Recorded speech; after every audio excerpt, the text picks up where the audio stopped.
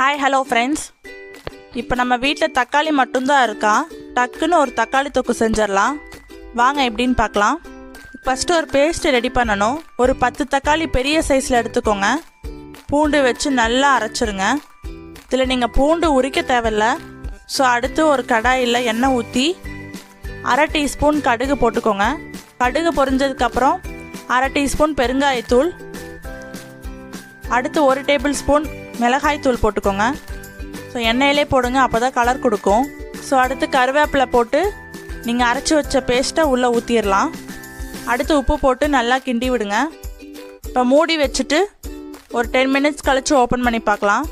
இதுக்கு வெங்காயம், தேங்காய், கடலை எதுவுமே தேவையில்ல, வெறும் தக்காளி மட்டும் இருந்தால் போதும். ஸோ இந்த கன்சிஸ்டன்சியில் நீங்கள் ஆஃப் பண்ணலாம். இதை விட நீங்கள் சுண்டை வச்சாலும் நல்லா டேஸ்ட்டாக தான் இருக்கும். இதை நீங்களும் வீட்டில் ட்ரை பண்ணி பார்த்து கமெண்ட் பண்ணுங்கள்.